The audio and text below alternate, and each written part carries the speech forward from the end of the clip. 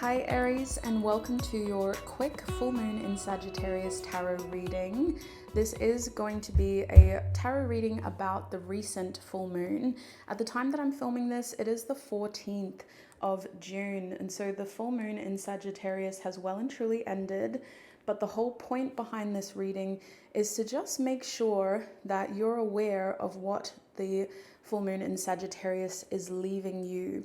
Full moons tend to create clarity around key, I want to say, issues or opportunities or even just beliefs and feelings that we may need to leave behind in order to embrace new cycles, new chapters. Sometimes it's not even about leaving things, it's just about processing them better so that we can create more space in our energy, in our vessels, to be able to move forward. So the Sagittarius element is really here to inspire us to create more, to experience more, and to embrace more of an opportunistic energy rather than getting too stuck in our heads. So let's see how that's impacting you, Aries. Spirit, what is the Sagittarius full moon leaving behind for Aries? Okay, we have the Ten of Pentacles. Oops, that was quick. Interesting.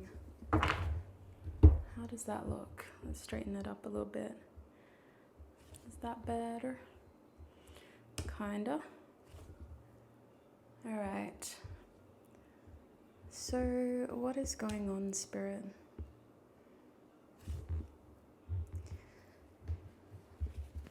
Aries, with the Wheel of Fortune at the back of the deck, it does feel like Sagittarius's energy has thrown you for a little bit, like it's thrown you a curveball. It's turned things around in a way that you weren't expecting. And although this turn of events is supposed to be good for you, it's supposed to be about you ultimately feeling like your life has more meaning, like your life has more direction, and like your life is open to the right experiences. It's like the full moon is leaving you with this pride of having to let go of the fact that it didn't happen the way that you wanted it to. And it feels like it didn't happen the way that you wanted it to because you were expecting things to be a certain way, or you were expecting your blessings to look a certain way. And the truth is, with the Wheel of Fortune reversed, that wasn't going to happen. And you had to let go of that in order to truly connect with your best possible outcome. So this is a huge thing to be left with. And depending on your Aries placements, sweets, this is frustrating.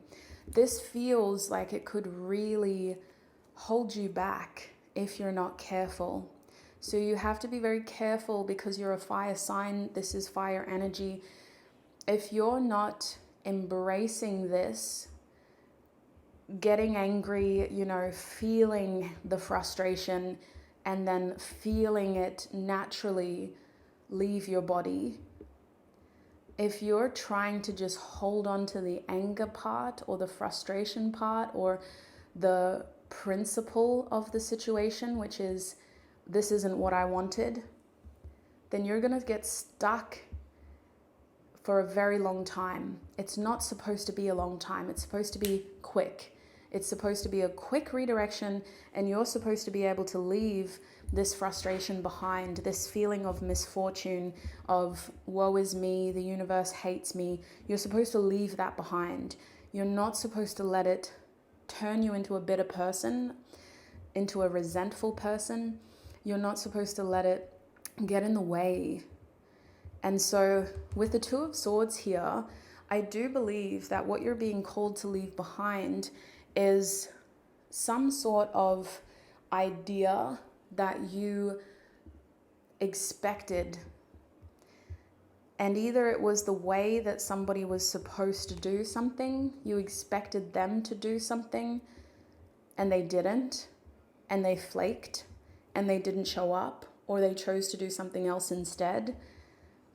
And then you expected them to eventually correct that, when actually, with this cup reversed, you have to leave behind this expectation of how other people are supposed to act and react. You instead need to focus on what you can do to move forward and how you influence the trajectory of your journey. Getting stuck this early on limits you from progressing through. So the way that it feels is that each of the minor arcana suits in tarot progress from an ace to a 2 to a 3, all the way up to the 10s, and then there's court cards from the pages all the way to the kings, and then we start into the next suit until we gain the wisdom, the experience, the skills, the confidence, the lessons, and the blessings. So you're stuck in the second stage of a very long journey that is supposed to be filled with more experiences, especially in the swords. It's like you're preventing yourself to move forward because you're either afraid of getting hurt, you're afraid of that 3 of swords, you're afraid that you're going to have to do it all again, or you're stuck here because you expect someone to do something that they're never going to do. And so the full moon in Sagittarius is trying to help you see how you're not stuck. You can move forward, but you can't control what other people do, how they react, and ultimately the choices that they make. So with the Judgment card reversed, the full moon in Sagittarius has tried to give you clarity by giving you a pretty big revelation. Judgment is huge. It's a huge awakening of information that you can't ignore. And yet for it to be reversed, you've been trying. You've been trying to bury your head in the sand or to see the signs and turn it into something else. The full moon tried to give you clarity. Sagittarius tried to inspire you. And instead you took all of that energy and you turned it into something that it wasn't supposed to be. And the thing is, you always have control. So when I say you turned it into something that it wasn't supposed to be, I just mean that instead of completely aligning with the next chapter of your journey, you've repeated a cycle once again. And so your free will has created a repeat of a past event here, because the way that you chose to react did not represent the lessons, the learnings, the wisdom, the intelligence, the experience that you have. It represented a past version of you and how a past version of you would have reacted. And so now we're having to experience a past cycle once again. Now, the good thing about the Judgment card showing up is you don't have to go through that whole cycle all over again. You can at any point choose to go, oh my gosh, I recognize this. This has happened to me before. Oh my God, I don't want it to happen again. No, I'm not going to let it happen again. We're going to do it differently this time. I'm not going to go through that again. I know exactly what's happening. No. So at any point you can go, I'm ready to move forward.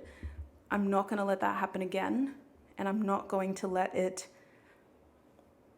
repeat, and I'm not going to have to go through all of that. I'm going to try change the way that I'm reacting in this moment so that I don't have to repeat this experience again.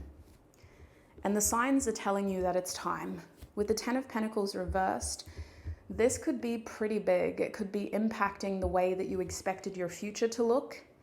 It could be impacting your career. It could be impacting your family, your lifestyle, your legacy, all of these big picture things that are connected to our futures in pretty important ways. But with the Ten of Pentacles reversed, what you're having to leave behind is the fact that you need more structure. You need more stability.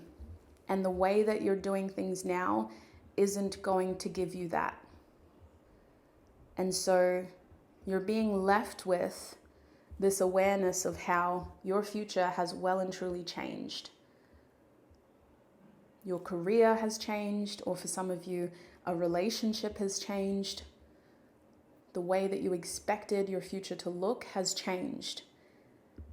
So you need to accept that in order to start taking actions that align with this new cycle that you're being steered towards. Now, sometimes the Ten of Pentacles reversed also represents the blending of values, like two different cultures coming together, two different families coming together, two different expectations of the future having to align. If that's the case, the best thing that you can do is focus on some sort of bigger picture and take it in small steps. We can't expect everything to fit together perfectly overnight. We have to just take it one step at a time, address the little issues, address the problems as they arise. You can't plan for everything. This is the kind of situation where you just have to start it or do it, blend it, merge it, and then figure it out along the way. So that is what I'm seeing for you, Aries. I'm going to leave your reading here. I hope this was a helpful reading for you.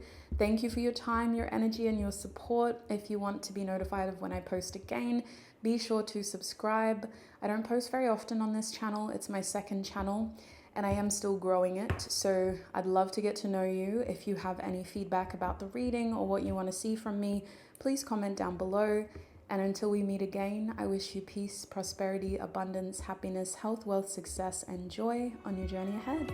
Bye.